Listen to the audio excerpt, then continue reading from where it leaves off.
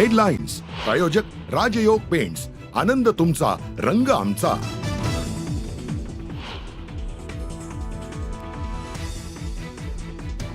तो शेतकरी माझा मित्र होता, त्याच्याकडे अनेक कार्यक्रमाला मी गेलो आहे आणि चष्टामस्करी त्याच्याशी बोलत होतो। मी त्यांची दिलगिरी व्यक्त करतो की मी अशा प्रकारचं वक्तव्य शेतकऱ्यांना संबोधित केलेलं नाही।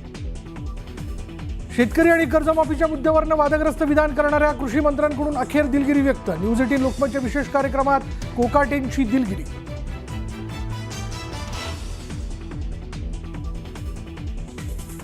करुणा शर्मांनी धनंजय मुंडेंचं मृत्यूपत्र आणि स्वीकृतीपत्र केलं कोर्टात सादर।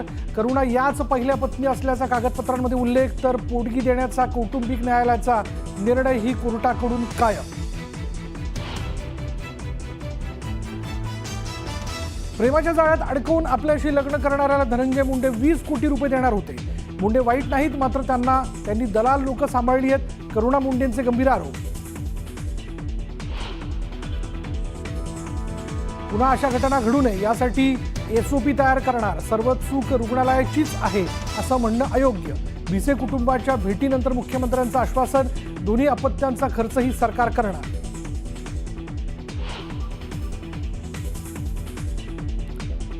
माझं करणारं रुग्णालय सरकारनं ताब्यात घ्यावं, रुग्णाची प्रकृती नाजूक असतानाही दाखल करून का घेतलं नाही, सरकार जाब विचारणार की नाही, आदित्य ठाकरेंचा संतप्त सवाल।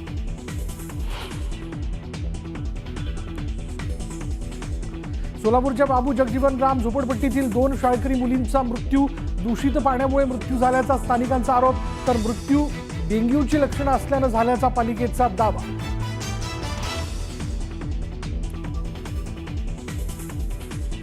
मराठी भाषेबाबतचं आंदोलन थांबवण्याची राज ठाकरेंची मनसैनिकांना सूचना। सामंत यांनी भेट घेतल्यानंतर कायदा हाती घेण्याची इच्छा नाही म्हणत राज ठाकरेंनी मानले मनसैनिकांचे आभार।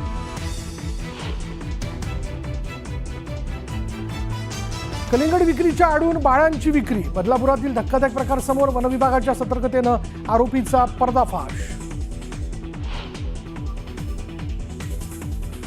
पोलीस अधिकारी अश्विनी बिद्रे हत्या प्रकरणात मुख्य आरोपी अभय कुरुंदकर दोषी, 11 तारखेला पनवेल सत्र न्यायालय सुनावणार शिक्षा।